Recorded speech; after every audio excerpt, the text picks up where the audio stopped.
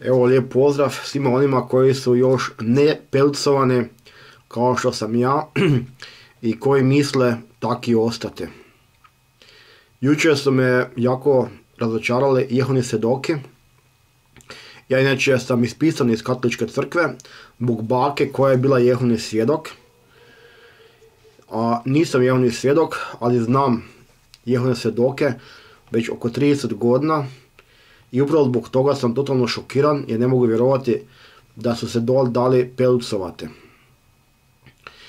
Možda ne znate, ali Jehovini svjedoci su tog uvjerenja da makar će umreti, on neće primiti tuđu krv, tuđe organe i to bude onda odbil zato jer smatraju da je to protiv Božje volje.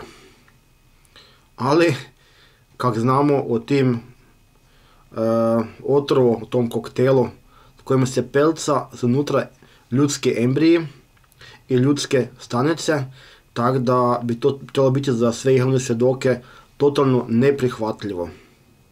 Ali nekim čudom, zapravo zbog toga jer Jehovini svjedoci ne razmišljaju kritično, nego samo slijede kaj njihove starješine vele, a starješine iz Amerike su javile da se treba pelcovati, da se Jehovini svjedoci pelcovali.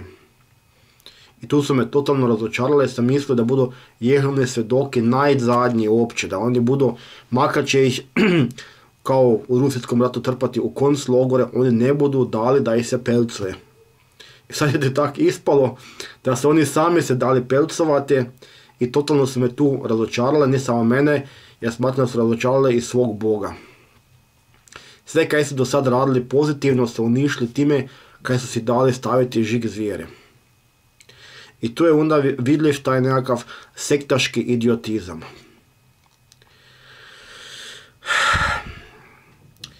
Kad je moja majka išla isto s tim Jehovcima, onda sam još ko klinac smatrao da tu nekaj ne štima. Jednostavno te to ne privlači, odbijate. I onda sam ko klinac već, ko dijete skužil da ako budu takve budale išle na nebo ili na raj na zemlji, jednostavno to ne biti raj na zemlji. Tu ne želim ja biti. Ja ne želim s takvima imati veze. Tako da mi onda nije bilo bitno iti v raj. Pa sam si rekla, ajde bolje da im pakao, tam sam možda normalni i zanimljivi ljude, ako ovakvi luđaki budu u nekakvom raju. Jer bilo je svakakvih, neću je spominjati, da ne koristim pogrdna imena, ali bilo je ljudi koji su doista imali neke lude ideje. Jedna ženska, na primjer neka manikenka, je govorila, ona želi u raj da može klokanu ući u topolac i da bude klokan skakal s njom po raju. I onda su oni svi rekli, super, bit će to tak, samo ti budi naša sestra i prihvatili su takvu, jer su je bila isto kak i oni i da ona imaju još jednog člana. A priča da su sotonisti osnovali tu sektu Jehovnih svjedoka vjerojatno je istina. S obzirom, ako malo pogledate bolje kako se ponašaju, kako to sve je, vjerojatno je to istina. Pogotovo sad, ako su njihove starješine u Ameriki rekle nek se pelcuju i oni su to tak prihvatili bez ikakve kritike. Tako da to stvarno zvuči kao neka sotonistička organizacija koja je namjerno stvorena da bi ljudi se onda tu hvatali ti nekakve naivni, te nekakve ovce, da bi se onda lakše izmanipulirali. I onda isto u njihovom kula stražara i probudi se koliko tu tih subliminalnih poruka. To je stvarno užas. A i te osobe koje biti idu u Jehovce, oni bi samo htjeli biti neke posebnoga, neki Božji narod i to je vidljivo baš najgorije licemjerje koje postoje. Tako da je to stvarno odbojno za svakog normalnog čovjeka. A to pričam zbog toga da ne kudim samo katoličku crkvu, jer bolje znam Jehovine svjedoke nego katolike. Ali isto u tom tom katoličkoj crkvi u Vatikanu od ovog mjeseca garda ne prima plaću ako nije pelcovana.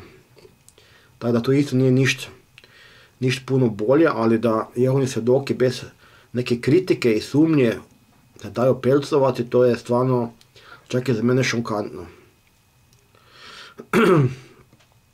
Ali mi ipak taj osjećaj ko klinci rekli da oni baš ne valjaju. Da tu neke ne štima kod tih Jehovaca. Moja baka je bila starija pionirka. Ona je satima, svaki dan je pjevala na glas Bibliju. Znači nije čitala, nego pjevala. I onda su si morali pisati te sate, da ona koja ima više sate, taj je onda bil kao dobi više bodova. I baka je bila jedna u bivšoj Jugoslaviji koja je smatrala da bude nakon smrti posla anđela. I to je išlo tako daleko da sam se stvarno sramio svoje bake, koja je da bude kao dobra, hvalila čak i najgorje. Znači ona je hvalila najgorje samo da bi ono ispalo da je ona dobra, da bi ona ušla, mogla ući od nebo. Ali tako ne funkcionira. Ti trebaš loše kazniti, dobro nagraditi, a ne nagrađivati sve. To je isto jedna vrsta licemjerja. Tako sam se sramila na svoje bake. Naprimjer, dojem mi baka u posjetu, mene Turci vani tuku ispred zgrade, a baka mi veli, joj kak se lijepo igrate, i Turcima podijeli banane koje su mene tukle. Pa moji su misli, pa to je najveća idiotkinja koja postoji. Tuče mojoj unuka, nama još dijeli banane. Tako je bila baka. Je htjela ući u nebo, a u biti, ne daj Bože, da je nebo stvarno s takvima puno, onda bi voljeli stvarno biti u paklo, jer tam se valja bolje ljude. Inače, isto su ti Jehovini svjedoci infiltrirani u sve narode. Znači tu isto može su se ubaciti razni agenti, sije ili koga već god. Tako da jasno da je u komunizmu su se bojali tih sekata, pa su bili pod kontrolom te sekte. Nikad nisi znali kaj budu oni prešvercali. A i ta ideologija je isto štetna za neki narod. Znači ne budu išli u vojsku, ne budu glumatali su da su neki dobri ljudi, a biti su ispali najveće ovce i dalje se sad pelcovate. Ali to više onak djeluje ko onaj efekt kod leminga. Znači leminge su oni miševi u Antarktiku.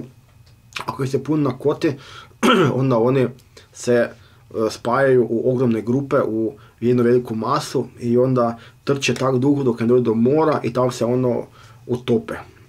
Znači neko kolektivno samoubojstvo masovnih razmjera. Se dogodi, vjerojatno bude sad to i kod ljudi, jer je ipak ovo pelcovanje i test inteligencije. Kad se baka tiče, baka je uvijek htjela biti kod tih igrokaza, hoće biti kao nekakva glumica u mladosti, ali nije imala talenta. I onda se uvijek je htjela biti Mojsije u tim igrokazima, onda su joj nalepili svoje brkove i brado, a dok je išla na te nekakve sastanke u toj dvorani Božje kraljevstva, ona je znala po čitav dan se obleći i tako odati okoli po cesti, nek svi vide kako se lijepo oblekla. Nosila je neki crveni šlafrok, pa ga je onda tetec joj se ruga, rekla da je to naš biškup, a u biti to je bio onak neki šlafrok crveni ko ono kardinalsko crvene. To je baka smatra da je jako lepo, pa je to nosila, a ovi ljudi su se njoj rugali. I onda dok je baka umrla, onda je starješina, tu je jedan susjed tih Jehovaca, on je čak i zrake i je Bibliju vkral.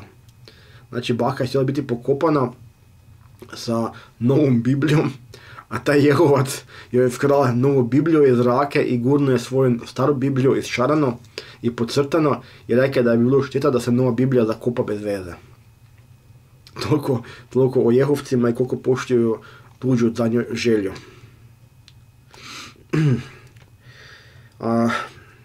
Na kraju krajeva ispadne tak da